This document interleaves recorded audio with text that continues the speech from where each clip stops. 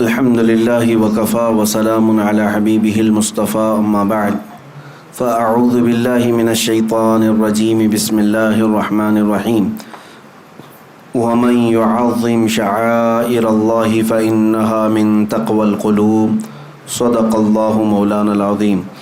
بارگاہ رسالت معاب صلی اللہ علیہ وسلم میں درود پاک کا ہدیہ پیش کریں۔ اللہم صلی علی سیدنا و مولانا محمد معدن الجود والکرم وآلہ واصحابہ الکرام وابنہ الکریم وبارک وسلم صلاة دائمة سرمدا ابدا۔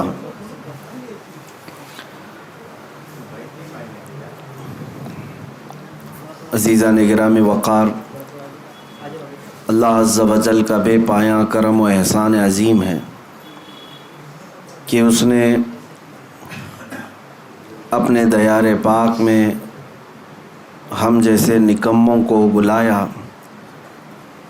حرم کعبہ، حرم مصطفیٰ صلی اللہ علیہ وسلم کی زیارتوں سے مولا نے ہمیں سعادت بخشی، اور پھر حج کی سعادتیں اور برکتیں لے کر صحیح سلامت ہم اپنے وطن اپنوں کے درمیان واپس آ گئے۔ یہ اللہ کا کرم و احسان ہے، ورنہ معمول تو یہ ہے کہ جب ہم سفر حج پر جاتے ہیں یا عمرہ کی سعادت حاصل کرنے ہیں، نیت تو میری یہی ہوتی ہے کہ واپس پھر کبھی نہ آئیں۔ رسول کریم صلی اللہ تعالیٰ علیہ وسلم کی بارگاہ میں ان کے قدموں میں سونا نصیب ہو جائے، زندگی وصول ہو جائے۔ لیکن اللہ تعالیٰ کی مرضی، اگر واپس لوٹانا ہمارے وطن میں، ہمارے مقدر میں اس نے لکھا ہے تو لوٹ کر رہیں گے، اور پھر جب آنے کی گھڑی ہوتی ہے یقیناً وہ روح فرسا ہوتی ہے۔ مدینہ طیبہ سے واپسی کی گھڑی واقعی ایک سچے محبت کرنے والے عاشق کے لیے بہت ہی سخت امتحان کی گھڑی ہوتی ہے۔ قدم لڑکھڑا جاتے ہیں کہ جو حسین منظر، جو خوبصورت وادیوں میں میرے مصطفیٰ کریم صلی اللہ علیہ وسلم کی برکتیں لے رہا تھا، اچانک واپسی کا وقت آ جاتا ہے، قافلے کے چلنے کا شور ہو جاتا ہے، تھوڑی دیر کے لیے کشمکش میں رہتا ہے بندہ، لیکن میرے عزیزو ہم واپس وہاں سے آتے ہیں تو یہی عزم لے کر کے آتے ہیں کہ اے اللہ، مدینے سے اگر واپس جانا ہمارے مقدر میں تو نے لکھ دیا ہے، تو فقط اب اس کام کے لیے ہمیں واپس لوٹا کہ وطن جائیں تو بھی زندگی بھر میرے مصطفیٰ کی بات کیا کریں اور دین متین کی خدمت کیا کریں، اللہ اور اس کے رسول کی رضا کے لیے جیا کریں۔ عزیزان گرامی، میں نے قرآن عظیم کی ایک آیت آپ کے سامنے تلاوت کی۔ اللہ فرماتا ہے وَمَن يُعَظِّمْ شَعَائِرَ اللَّهِ فَإِنَّهَا مِن تَقْوَى الْقُلُوبِ، جو اللہ کی نشانیوں کی تعظیم کرتے ہیں، عزت کرتے ہیں، انہیں دل کا تقوی حاصل ہوتا ہے۔ اللہ کی نشانیاں کیا ہیں؟ آپ نے قرآن کی آیت میں یہ سنا ہوگا إِنَّ الصَّفَا وَالْمَرْوَةَ مِن شَعَائِرِ اللَّهِ، قرآن میں ہی ہے، دوسرے پارے میں اللہ تعالیٰ فرماتا ہے بے شک صفا اور مروہ اللہ کی نشانیوں میں سے۔ صفا مروہ کیا ہے؟ یہ دو پہاڑیاں ہیں، کعبے کے قریب دو پہاڑیاں ہیں، صفا اور مروہ۔ ان دو پہاڑیوں کو اللہ تعالیٰ فرماتا ہے کہ یہ اللہ کی نشانیوں میں سے ہیں۔ کس لیے نشانیاں ہیں؟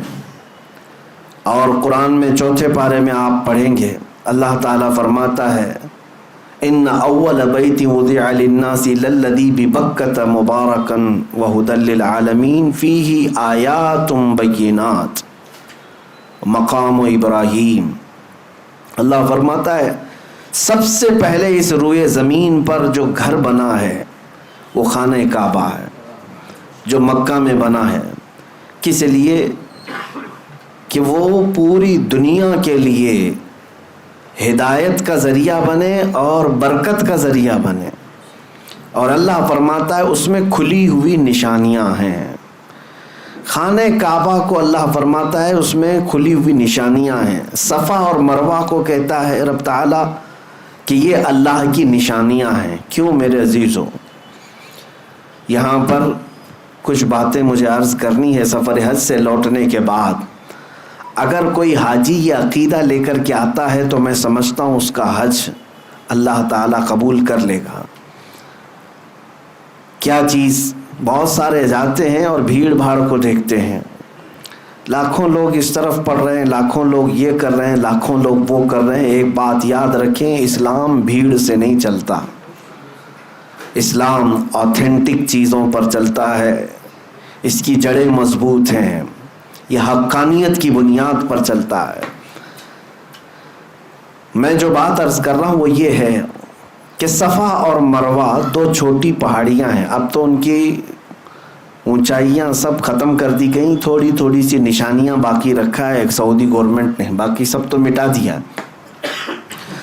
صفا اور مروہ پر کیا ہوا کیا تھا آپ کو یہ بھی پتا ہے۔ سیدہ ہاجرہ حضرت ابراہیم علیہ السلام کی اہلیہ، حضرت اسماعیل علیہ السلام کی ماں، 6 ماہ کے حضرت اسماعیل علیہ السلام، قریب چھوٹے سے بچے، ان کی پیاس کی شدت کو بجھانے کے لیے وہ دوڑ لگا رہی تھیں۔ کبھی صفا پر چڑھ کر دیکھتی کہ کہیں پانی نظر آتا ہے، وہاں سے بھاگتی ہوئی مروہ کی طرف جاتی ہیں۔ یہ دونوں پہاڑیوں میں تقریباً آدھا کلومیٹر کا فاصلہ ہے، یا ہو سکتا ہے اس سے تھوڑا آس پاس ہوگا، 500 سے 700 میٹر کے درمیان ایک پہاڑی سے دوسری پہاڑی۔ صفا پر چڑھتی، پھر مروہ پر جاتی، پھر مروہ سے صفا کی طرف۔ لیکن اسماعیل علیہ السلام کو خانہ کعبہ کے قریب وہ سلا کر رکھی ہوئی تھیں زمین پر۔ روایات میں ہے کہ انہوں نے 7 چکر لگائے، پھر اللہ تعالیٰ نے اسماعیل علیہ السلام کی ایڑیوں کے نیچے سے زمزم کا پانی پیدا فرمایا، جس کو آج پوری دنیا پیتی ہے، سیراب ہوتی ہے، برکتیں بھی حاصل کرتی ہے۔ اب مجھے جو بات عرض کرنی ہے وہ یہ ہے کہ سیدہ ہاجرہ نے دوڑ لگائی اسماعیل علیہ السلام کی پیاس بجھانے کے لیے، صفا سے مروہ، مروہ سے صفا، صفا سے مروہ، مروہ سے صفا، یہ ٹوٹل 7 چکر ہوئے۔ اس کے بعد یہ بات اس واقعے کو ہو کر کے ہزاروں سال ہو گئے، لیکن آج بھی حاجی وہاں پر دوڑ لگا رہے ہیں، ہر عمرہ پر جانے والا وہاں پر دوڑتا ہے۔ میرے عزیزو، یہ کیا بات ہے؟ اللہ تعالیٰ نے اپنی اس محبوب بندی کی ادا کو قیامت تک آنے والے حاجیوں کے لیے واجب کر دیا۔ یہ اللہ کی نشانی ہے، دونوں پہاڑیاں۔ اب تم دوڑو گے، جو بھی حج کے لیے آئے گا، عمرہ کے لیے آئے گا، دوڑے گا۔ اب مجھے آپ یہ بات بتائیں، کیا آپ بھی کسی کی پیاس بجھانے کے لیے دوڑتے ہیں؟ کیا آپ بھی وہاں پر کسی کو پانی پلانے کے لیے دوڑتے ہیں؟ نہیں، آپ سب کو پتا ہے ہم آج وہاں پر دوڑ کسی کی پیاس بجھانے کے لیے نہیں، بلکہ اللہ کی ایک محبوب بندی کی ادا پر عمل کرنے کے لیے دوڑتے ہیں۔ اب بات ایک نکتے کی میں عرض کرتا ہوں۔ اللہ کی نشانیوں میں سے ایک نشانی ہے، کیا ہے؟ صفا اور مروہ۔ توجہ چاہتا ہوں، بہت ہی ایک اہم نکتے کی طرف آپ کی طرف توجہ لے جا رہا ہوں۔ اسماعیل علیہ السلام کون ہیں؟ اللہ کے نبی ہیں، بلکہ ابھی شیر خوار ہیں، دودھ پیتے ہوئے ہیں۔ اب یہاں سے مفسرین فرماتے ہیں سیدہ ہاجرہ وہ نبی نہیں ہے، نبی کی بیوی ہیں اور نبی کی ماں ہیں، لیکن جو دوڑ لگا رہی تھی، کس کے لیے دوڑ لگا رہی تھی؟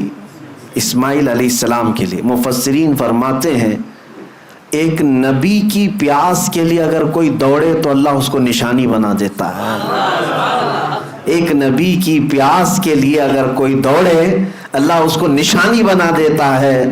اے میرے عزیزو، اگر میرے مصطفیٰ کی عزت کے لیے کوئی دوڑے تو یاد رکھنا قیامت تک اس بندے کو بھی اللہ نشانی بنا دیتا ہے۔ بے نشانوں کا نشان مٹتا نہیں، مٹتے مٹتے نام ہو ہی جائے گا۔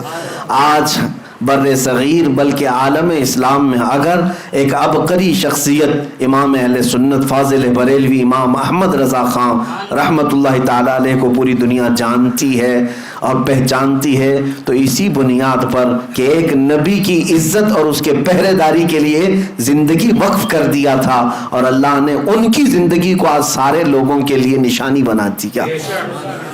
میں اللہ کی نشانیوں میں سے جو نشانیاں ہیں اس کو یہ سمجھ کر کے آیا کہ اب ہمیں اللہ تعالیٰ کی نشانی اگر بننا ہے تو میرے عزیزو نبی کی عزت اور ان کی محبت کے لیے دوڑ لگانا ہوگا۔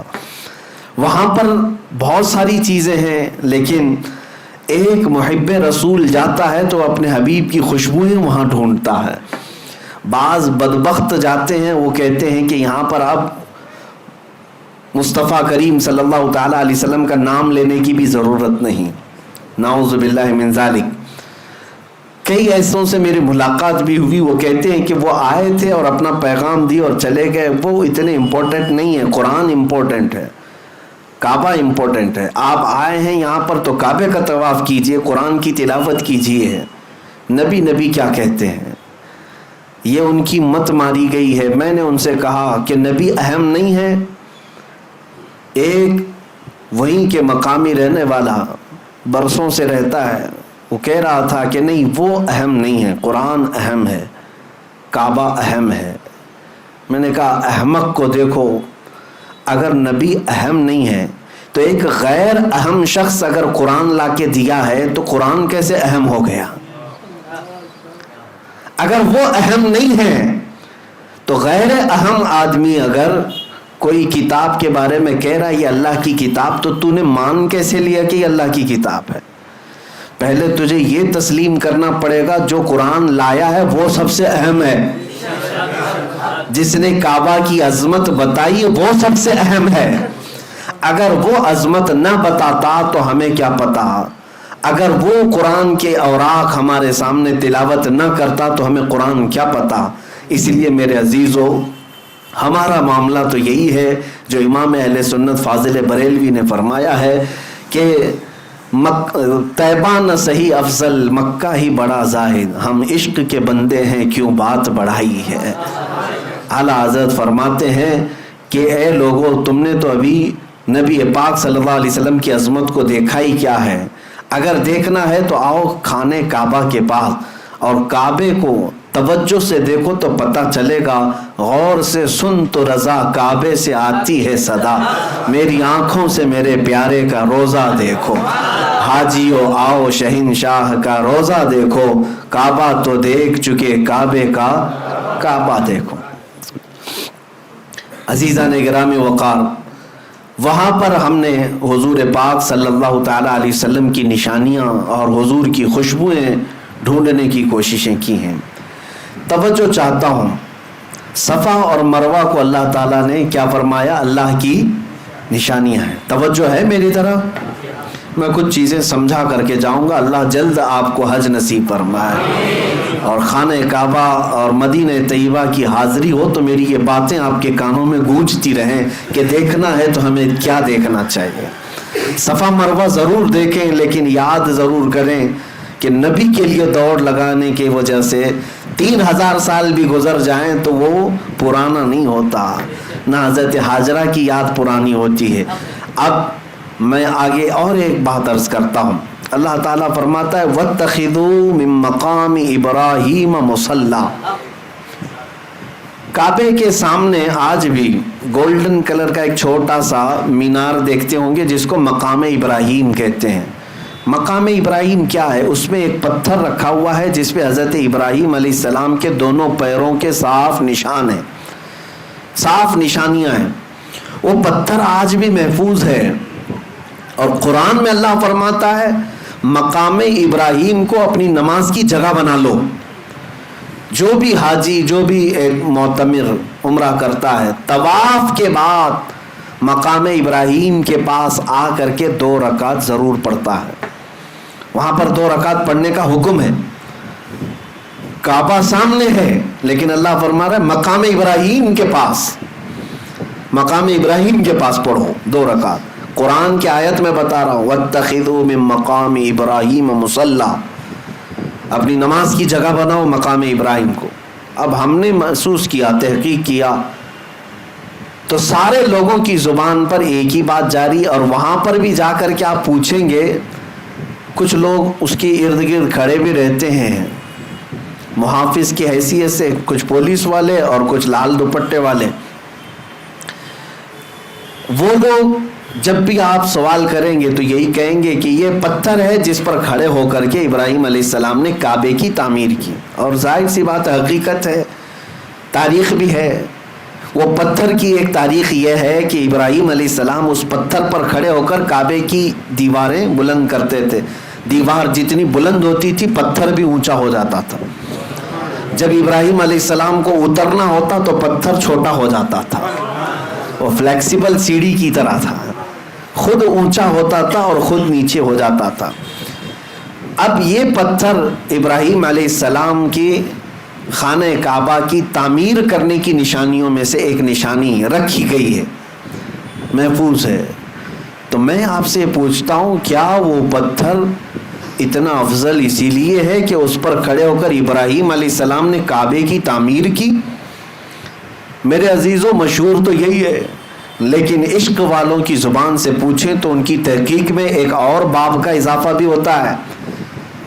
فرماتے ہیں مفسرین کہ اس پتھر کی ایک یادگار اور بھی ہے.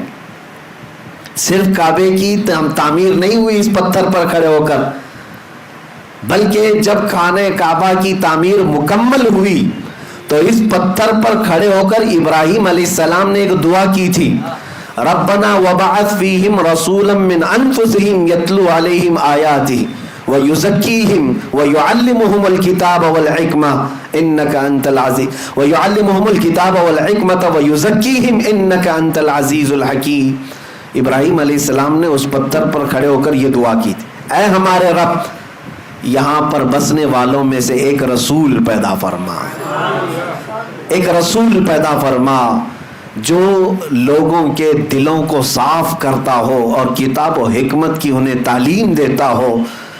مولا بے شک تو حکمت والا اور غالب حکمت والا ہے.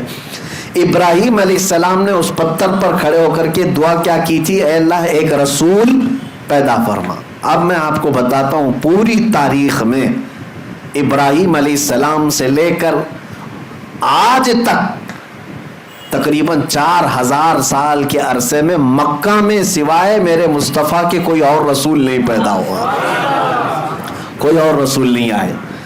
ابراہیم علیہ السلام نے دعا کی تھی, ابراہیم علیہ السلام اس پتھر پر کھڑے ہو کر دعا کیے تھے.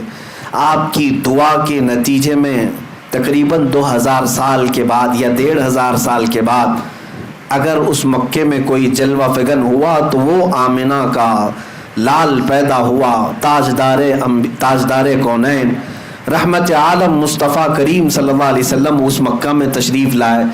اور اتنا ہی نہیں کہ میں یہ صرف اور صرف قیاس آرائیاں کر رہا ہوں, بلکہ خود میرے آقا نے فرمایا, اے لوگوں تم جانتے ہو میں کون ہوں, تم جانتے ہو میں کون ہوں.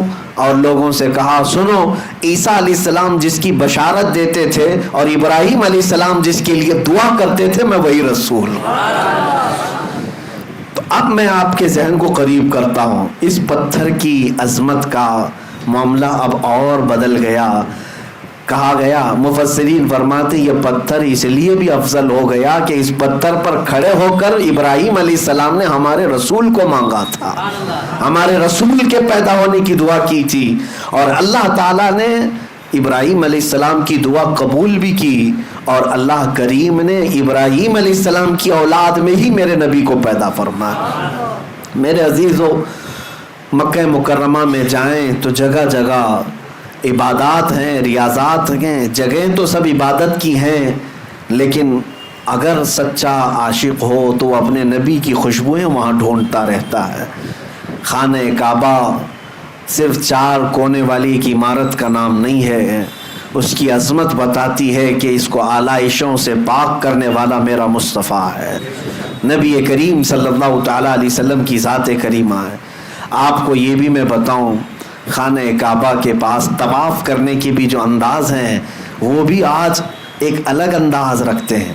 آپ تو دور بیٹھے ہوئے گھومتے ہوئے لوگوں کو دیکھتے ہوں گے, نہیں, اس کے مکمل آداب ہیں, اس کے طریقے ہیں. خانہ کعبہ کے 7 چکر طواف کرنے ہوتے ہیں. حجر اسود جہاں لگا ہوا ہے وہاں سے طواف شروع ہوتا ہے اور پھر گھومتے ہوئے واپس وہیں آتے ہیں. اب انداز کیا ہونا چاہیے, طواف کا انداز کیا ہے؟ میرے عزیزو, ہے تو اللہ کی عبادت, لیکن وہاں طریقے میرے مصطفیٰ کے نظر آتے ہیں. فرمایا گیا حاجی کو احرام پہن دیں. احرام پہننے کے بعد جب طواف شروع کرے گا 7 چکر میں سے پہلے 3 چکر وہ رمل کرے گا. رمل کا مطلب کیا ہے؟ سینہ تان کر اکڑ کر چلے گا. پوری زندگی بھر اکڑ کر کے چلنا حرام ہے. قرآن پاک میں اللہ نے فرمایا وَلَا تَمْشِ فِي الْأَرْضِ مَرْحًا، زمین پر اکڑ کر مت چلو، اس لیے کہ نہ تم زمین کو پھاڑ سکتے ہو نہ پہاڑوں تک پہنچ سکتے ہو. اور جو اکڑ کر کے چلتا ہے، غرور اور گھمنڈ اور تکبر کرتا ہے، اس کے لیے اذیت ناک سزائیں. قیامت کے دن ان کی حیثیت چونٹیوں کی طرح بنائی جائے گی جو اکڑتے تھے زمین پر، اور انہیں لوگوں کے پیروں سے روندایا جائے گا. لیکن ایک مقام ایسا ہے جہاں حکم دیا جا رہا ہے اکڑ کے چلو، سینہ تان کر کے چلو. ہم جاتے ہیں، موقع تو نہیں ملتا، بھیڑ بھاڑ ہوتی ہے، لیکن موقع ملتا ہے تو سینہ تان کر. اور وہ انداز کیسا ہے؟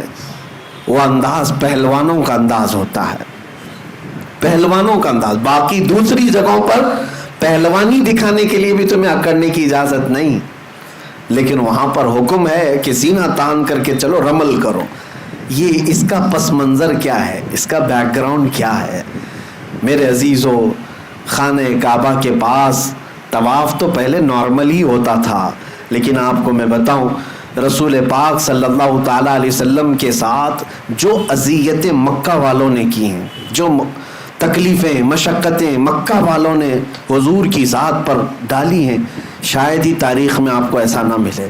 حضور جس وطن میں پیدا ہوئے اس وطن کی زمین حضور کے لیے تنگ کر دی گئی تھی. حرم کعبہ میں حضور عبادت کرنے کے لیے آتے تو ان کے ساتھ بہت زیادتیاں کی جاتی. کئی مرتبہ ہاتھ اٹھائے گئے، حضور اکرم صلی اللہ علیہ وسلم کے صحابہ کو مارا گیا. حضرت ابو بکر صدیق رضی اللہ تعالیٰ عنہ کو وہاں بہت مارا گیا. کیا کیا تکلیفیں اٹھائی. 3 سال مکہ میں حضور نے ایسے گزارے جس میں پورے مکہ والوں نے سوشل بائیکاٹ کیا تھا. کیسا سوشل بائیکاٹ کہ حضور اکرم صلی اللہ علیہ وسلم کے اور ان کے خاندان کے ساتھ نہ کوئی کلام کرتا، نہ کوئی خرید و فروخت، نہ کوئی دعوت، کچھ نہیں. کھانے کی ایک چیز بھی حضور کے گھر تک آنے نہیں دیا جاتا تھا. ان 3 سالوں میں رسول پاک صلی اللہ علیہ وسلم نے درختوں کے پتے کھائے اور چمڑے ابال کر کے کھائے. شعب ابی طالب، یہ مشہور ہے سیرت میں، نبی پاک صلی اللہ علیہ وسلم کے ساتھ ایسی ایسی ظلم و ستم کی کہانیاں ان مکہ والوں نے لکھی. لیکن ایک وقت وہ بھی آیا جب اللہ کا حکم ہوا کہ میرے محبوب آپ ہجرت کر کے مدینے چلے جائیں. مدینے گئے. میرے آقا صلی اللہ علیہ وسلم جب مدینے گئے تو ان ظالموں اور کافروں نے کیا حضور کو وہاں بھی چھوڑ دیا تھا؟ نہیں، بلکہ یہاں سے جتھے لے کر کے جاتے، صحابہ کے باغیچوں پر حملے کرتے. مدینے میں اگر کوئی تنہا ملتا باہر مدینے والا، اس کو مار پیٹ کرتے. انہی تکلیفوں کی وجہ سے جنگ بدر بھی ہوئی، جنگ احد بھی ہوئی، جنگ خندق بھی ہوئی. مکہ اور مدینے والوں کے بیچ میں یہ سب جنگیں ہوئی ہیں. حضور 450 کلومیٹر دور جا چکے تھے مکہ سے، لیکن پھر بھی مکہ والے سکون سے نہیں بیٹھ رہے تھے کہ ہم لڑیں گے ان سے. لیکن ایک بات یاد رکھنا، ظلم کی ڈور لمبی نہیں ہوتی. ظلم کی ڈور لمبی نہیں ہوتی، بہت جلدی اسے کھینچ لیا جاتا ہے. ظالموں کی تاریخ آپ اٹھا کر کے دیکھ لیں، ایک وقت آتا ہے جب وہ اپنے ہی گھر میں ایسے قید ہو جاتے ہیں کہ ان کا کوئی پرسان حال نہیں ہوتا.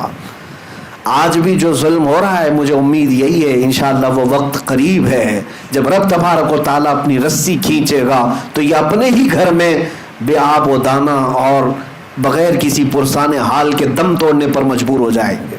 آپ انتظار کریں. ہاں، جب بھی اہل حق کے ساتھ ظلم بڑھتا ہے تو زیادہ نہیں، تھوڑے دنوں تک یہ ظالموں کو اللہ ڈھیل دیتا ہے، اور یہ ہماری آزمائش بھی ہوتی ہے. ظالم ہرگز یہ نہ سمجھے کہ وہ جو کر رہا ہے وہ سب اچھا ہے، بلکہ آج تو کچھ بھی نہیں ہے. اس سے بڑے بڑے فرعون، شداد، ہارون، حامان، قارون سب آ کر کے گئے.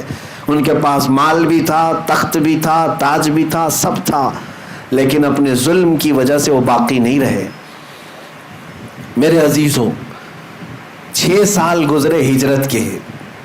6 سال حضور پاک صلی اللہ تعالیٰ علیہ وسلم 6 سال کے بعد مکہ مکرمہ واپس تشریف لائے 10,000 صحابہ کے ساتھ. نہ کوئی جنگ، نہ کوئی جدال، نہ کوئی قتل و قتال.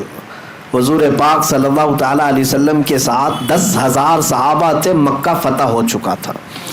وہ مکہ والے جو ہمیشہ لڑ رہے تھے جماعت جماعت بنا کر کے، وہ بیچارے ٹکڑوں میں بدل گئے. سب میں آپس میں نفرت پیدا ہو گئی، خاندانوں میں دراڑ، اور حضور پاک صلی اللہ علیہ وسلم کی اس جماعت کا مقابلہ کرنے کی سکت بھی نہیں رکھتے تھے. مکہ فتح ہوا. وہ صحابہ جو مکہ میں مارے گئے تھے، پیٹے گئے تھے، ان کا مال، ان کی جائیدادیں ہڑپی گئی تھی، وہ سب صحابہ واپس آئے ہیں.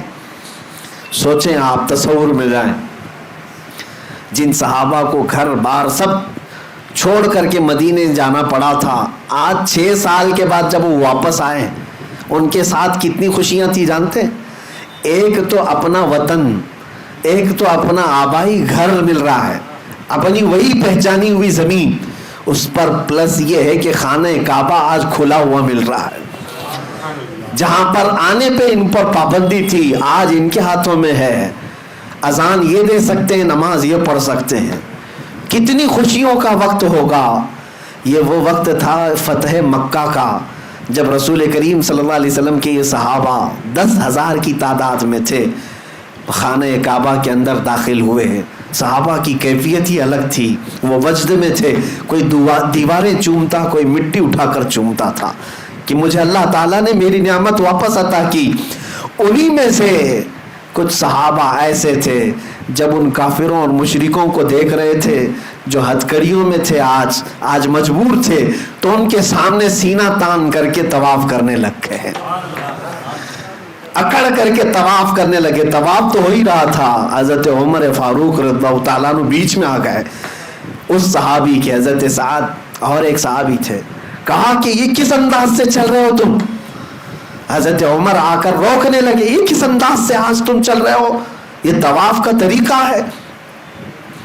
تو حضرت عمر جب روکنے لگے، میرے مصطفیٰ کریم صلی اللہ علیہ وسلم نے پیچھے سے پکارا اور کہا، عمر چھوڑ دو، اس کی ادا کو اللہ بھی پسند کر رہا ہے. اللہ کو یہ پسند ہے کہ اس کے دشمنوں کے سامنے سینہ تان کر کھڑے رہیں.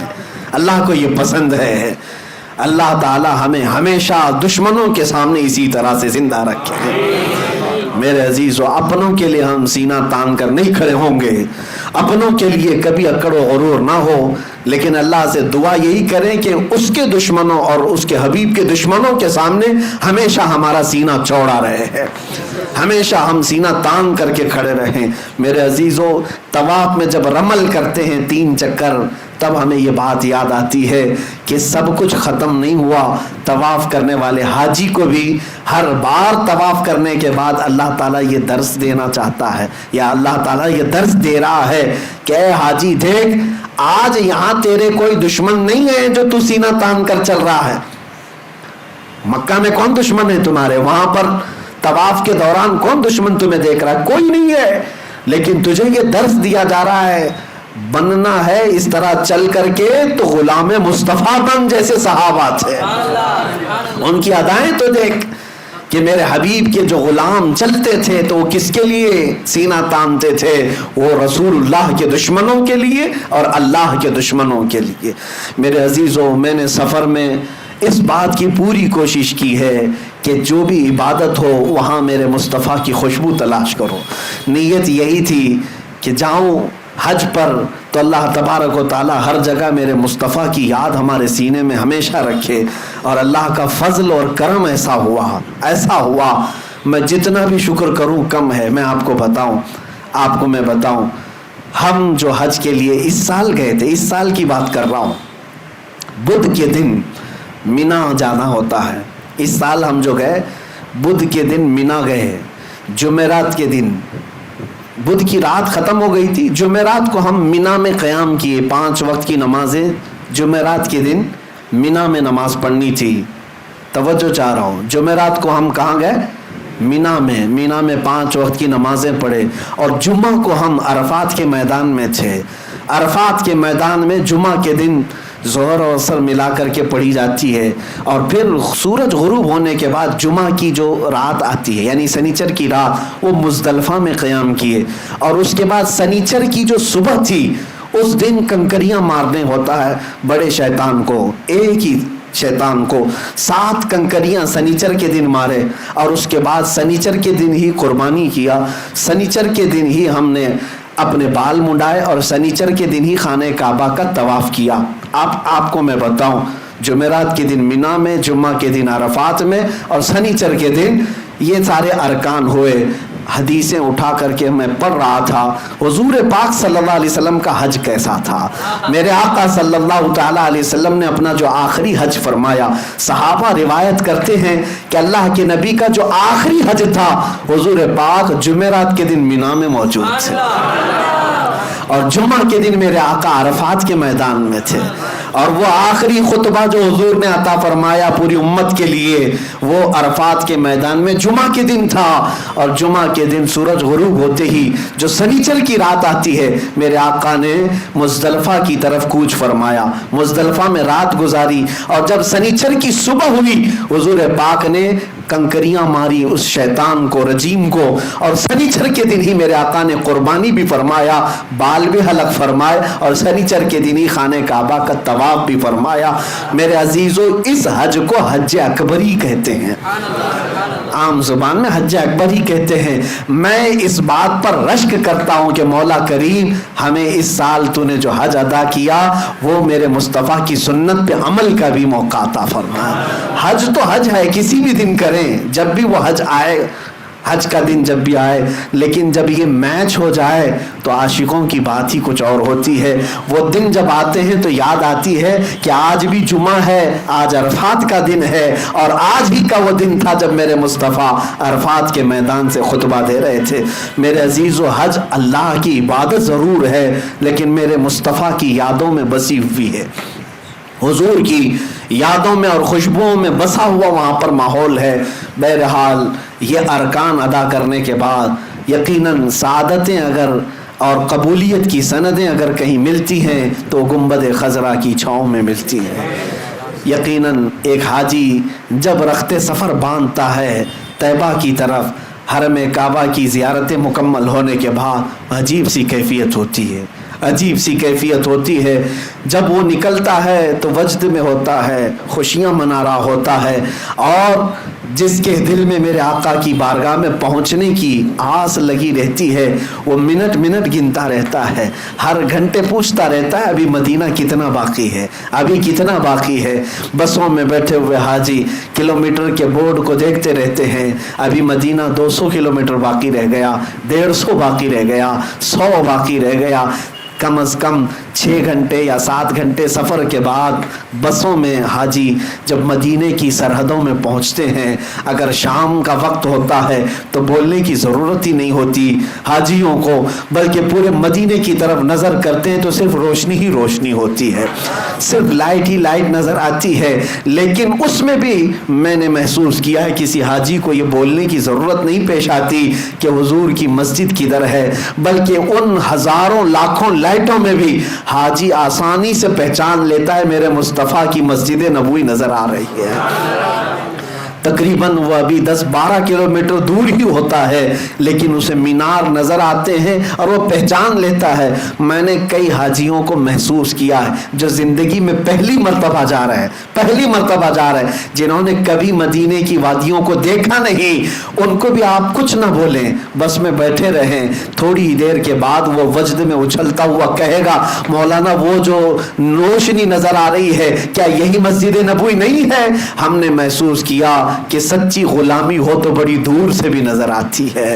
میرے آقا کو پہچاننے کے لیے غلام، میرے عزیزو آج میں یہ کہہ رہا ہوں کہ مسجد نبوی کی لائٹنگ دیکھ کر کے جب دور سے غلام پہچان لیتا ہے تو میدان محشر میں وہ حقیقی چہرے کو دیکھ رہا ہوگا، اس چاند سے زیادہ چمکنے والے چہرے کو دیکھے گا تو کیا امتی نہیں پہچانے گا؟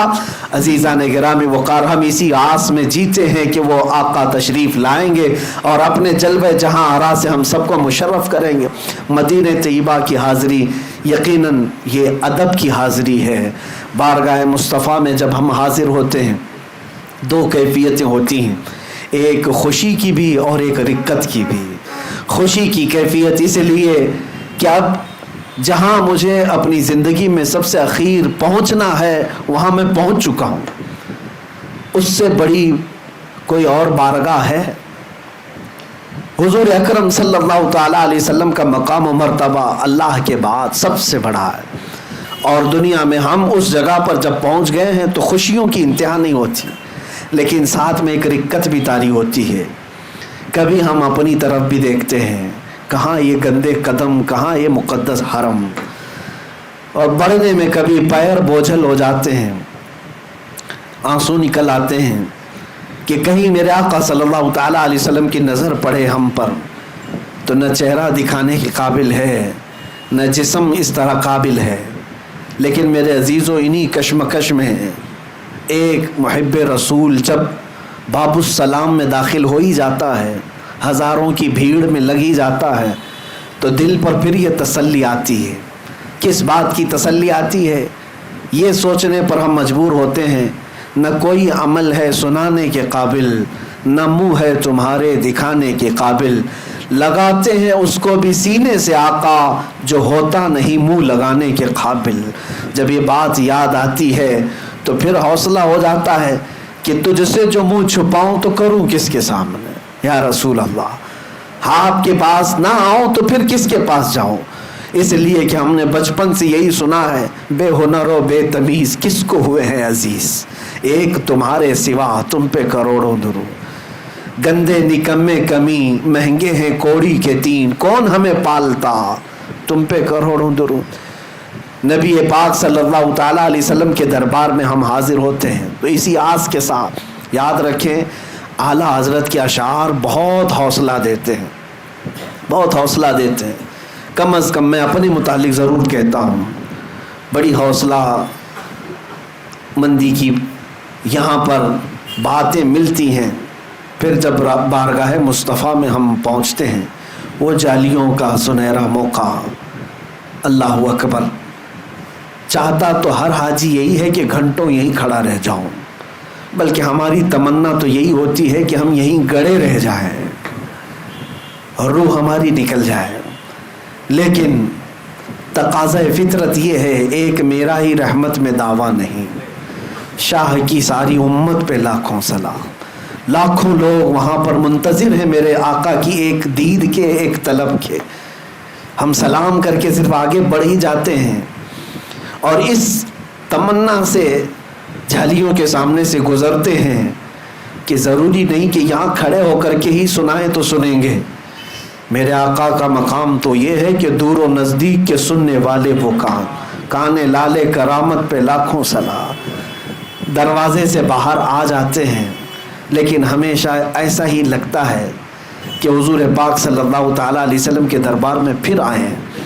اس بار کے سفر میں میں نے دیکھا عزیزان گرامی وقار، آپ کو میں ایک بات بتاؤں، مسجد نبوی کے باہر جو صحن ہے، جو ماربل لگے ہوئے ہیں، کچھ جگہ تو ایسے ماربل ہیں جو گرمی سے گرم نہیں ہوتے، ٹھنڈے ہی رہتے ہیں۔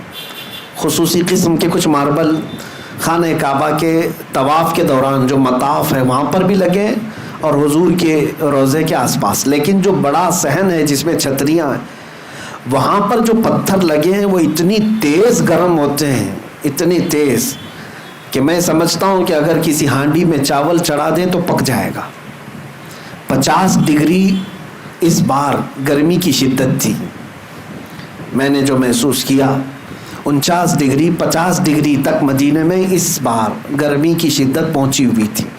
آپ اندازہ کر سکتے ہیں 50 ڈگری کی شدت میں جب ان ماربل پر پتھروں پر گرمی پڑتی ہوگی تو کیسی چلچلاتی ہوئی گرمی۔ میں عشاء کے وقت کی بات کر رہا ہوں، عشاء کے وقت چپل ہم دور نکال دیا کرتے پیدل چل کر کے تھوڑی دور ہمیں جانا تھا، اتنی دیر میں ہی ہمارے تلووں کے اندر پورے عجیب سی گرمی ایسی لگی کہ بعد میں دیکھا، محسوس کیا۔ میرے عزیزوں، میں یہ شکایت کے طور پر نہیں کہہ رہا ہوں، صرف یہ بتا رہا ہوں کہ پتھر کتنے گرم ہوتے ہیں رات کے وقت جب اتنے گرم تھے۔ اب میں حقیقی بات بتانا چاہتا ہوں۔ ظہر کے وقت میں نے دیکھا، جانے کی ہمت نہیں تھی، دور کھڑے تھے جنت البقیع کے پاس، ایک بندے کو ہم دیکھ رہے تھے ننگے پیر پیدل انہی پتھروں پر چلتا ہوا باب السلام کی طرف گیا۔ کسی اور کے چلنے کی ہمت بھی نہیں ہے، بغیر چپل کے گیا، باب السلام میں اندر داخل ہوا، سلامی پیش کیا، وہاں سے جلدی نکال دیتے ہیں پولیس والے، سلام کرو نکل جاؤ۔ نکل آیا، باہر آنا ایسا ہے کہ پیر رکھو تو چیخ نکل جائے گی تمہاری، لیکن انہی میں وہ آرام سے چلتا ہوا یہاں تک آیا۔ دوبارہ پھر باب السلام گیا، چلتے ہوئے واپس گیا، پھر داخل ہوا، سلام کیا، تھوڑی دیر کے بعد دیکھے پھر باہر نکل آیا، پھر اسی گرم پتھروں پر پھر چلتے ہوئے باب السلام کی طرف گیا۔ کافی دیر تک دیکھتا رہا، نہ جانے وہ کب تک اس طرح ادھر سے جاتا تھا، سلام کر کے پھر آتا تھا، پھر انہی پتھروں پر۔ میں نے محسوس کیا کہ اگر 2 منٹ کوئی اس پتھر پر چلے تو اس کے نیچے، پیروں کے نیچے جل جائے گا، آبلے پڑ جائیں گے، لیکن گھنٹوں وہ بندہ چلتا رہا صرف حضور کو سلام پیش کرنے کے لیے۔ سچ مانو میرے عزیزوں، آنکھیں بھیگ گئیں، جسم پہ کپ کپی طاری ہو گئی۔ میں نے یاد کیا، یا رسول اللہ، یہ صرف اور صرف تمہاری محبت کی تاثیر ہے۔ آج ہمیں احساس ہو گیا کہ بلال حبشی گرم سل کو کیسے برداشت کرتے تھے۔ اگر میرے مصطفیٰ سامنے ہو تو پھر آگ بھی ٹھنڈی نظر آنے لگتی ہے، پتھروں کی گرمی بھی نرم اور ٹھنڈی محسوس ہونے لگتی ہے۔ ان عاشقوں کو ہم نے دیکھا، ان گرم پتھروں پر وہ چل کر بار بار سلام کے لیے جا رہے ہیں، یقیناً تلووں میں آبلے پڑے ہوں گے، زخم آئے ہوں گے، لیکن اگر اس سے پکڑ کر پوچھتے تو شاید وہ یہی بتاتا کہ میرے تلووں کی کیا حیثیت اس حسین گنبد کے سامنے، میرے پیروں کی کیا حیثیت اس عظیم بارگاہ کے سامنے۔ عزیزان گرام وقار، نبی اکرم صلی اللہ تعالیٰ علیہ وسلم کے دربار میں حاضری دیتے ہوئے آج بھی ہزاروں عاشقوں کو دیکھا جن کی کیفیت عجیب ہوتی ہے۔ ہم یہ نہیں جانتے کہ وہاں کون کس حالت میں آتا ہے۔ ایک بڑے بزرگ لاہور کے رہنے والے، ان کے مرید حج پہ جا رہے تھے تو انہوں نے اپنے پیر و مرشد سے اجازت لی۔ مرشد گرامی نے کہا کہ بیٹا حج پر جانا، پھر مدینے جب جانا تو خیال رکھنا کہ ہر چیز کا ادب کرنا، چاہے وہاں کے جانور بھی کیوں نہ ہو، جانوروں کا بھی ادب ملحوظ رکھنا۔ وہ مرید، سچا مرید، حج سے فراغت کے بعد مدینے حاضری کے لیے گیا۔ مدینہ طیبہ، یہ اس زمانے کی بات، آج سے 700-800 سال پہلے، مدینہ طیبہ کی حاضری کے بعد چھوٹی چھوٹی گلیاں تھی، رات کا وقت تھا، نکل رہا تھا، ایک کتا سویا ہوا تھا، اس کتے پر پیر پڑ گیا اس مرید کا، اچانک پیر پڑا، جان بوجھ کر کے نہیں، کتا چیختا چلاتا ہوا، اپنا بچاتا ہوا نکل گیا، لیکن اس مرید کو اندازہ ہوا کہ کتا زخمی ہوا، مجھ سے غلطی ہو گئی، میرے مرشد نے کہا تھا لیکن انجانے میں ہوا۔ خیر، حج سے فراغت کے بعد، بارگاہ مصطفیٰ کی حاضری کے بعد جب وطن لوٹا، کئی تحفے تحائف لے کر اپنے مرشد کی بارگاہ میں جب آیا تو لوگوں نے کہا کہ حضرت ملنا نہیں چاہتے، تو اس نے اصرار کیا کہ حضرت سے مجھے ملنا ہی ہے۔ لوگوں نے کہا بیمار ہیں، پھر اس نے اصرار کیا کہو حضرت سے کہ مدینے سے آ رہا ہوں۔ لوگوں نے جب اطلاع دی تو مرشد گرامی نے اجازت دی۔ جب وہ حاضری کے لیے اپنے مرشد کے پاس آیا تو زخمی حالت میں دیکھا، ہاتھ پر پٹی بندھی ہوئی، پوچھا حضور کیا ہوا آپ کو؟ مرشد گرامی کی آنکھوں میں آنسو آئے، کہا مدینے میں تو نے جس کتے پر پیر رکھا تھا میں ہی تو تھا، تجھے یہ اندازہ نہیں کہ وقت کے بڑے بڑے لوگ وہاں پر اپنے آپ کو ان حیثیتوں میں پیش کرتے ہیں۔ اسی لیے ہم تمنا یہی کرتے ہیں کہ یا رب ہم کو اتنا مقام دے دے کہ لوگ ہمیں مصطفیٰ کے دربار کا کتا کہیں، سگانے کوئے مصطفیٰ ہمیں کہیں۔ اعلیٰ حضرت فاضل بریلوی رضی اللہ تعالیٰ عنہ یہ دعا بھی کیا کرتے تھے اور فخر سے بھی کہتے تھے، میں رسول پاک صلی اللہ علیہ وسلم کے دروازے کے باہر بیٹھنے والے دربانوں کا کتا ہوں۔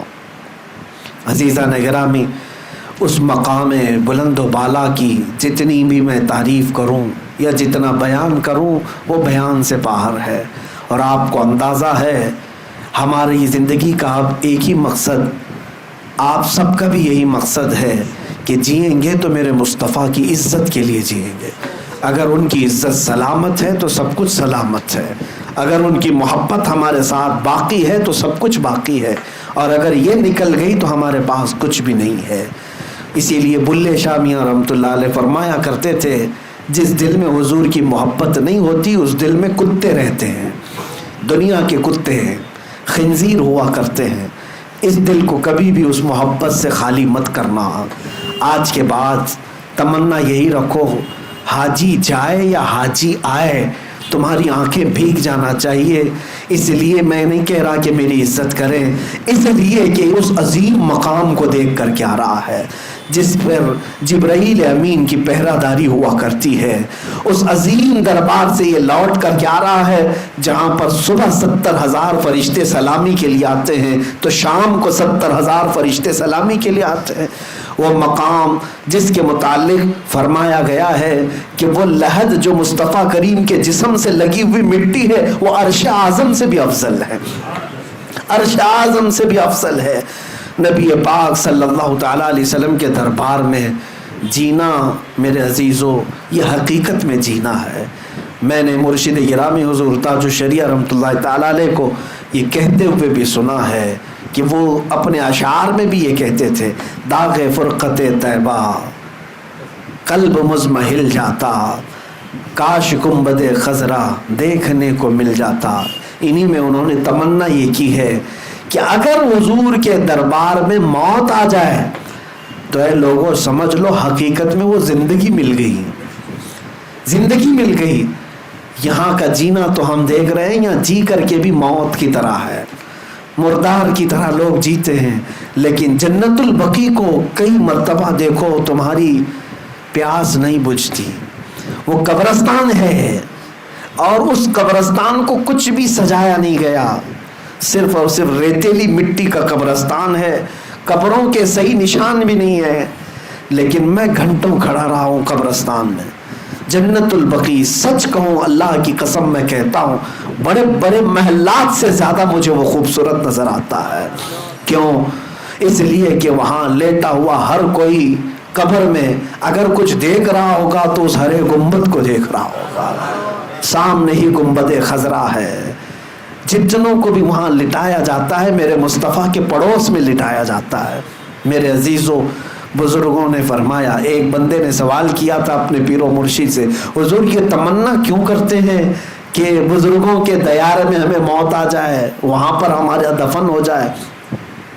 ایسی محفل لگی ہوئی تھی، انہوں نے کہا بیٹھ جاؤ خاموش، میں بعد میں جواب دیتا ہوں۔ گرمی بہت تھی، آپ نے پنکھا منگوایا، فین منگوایا، گرمی بہت زیادہ تھی، محفل میں بہت سارے لوگ تھے، پنکھا لایا گیا، پنکھا لگایا گیا، جب پنکھا چلایا گیا ہوا بہت تیز آئی، ظاہر سی بات ہے حضرت کے لیے لایا گیا تھا پنکھا، لیکن سامنے جتنے تھے ان کو بھی ہوا لگ رہی تھی۔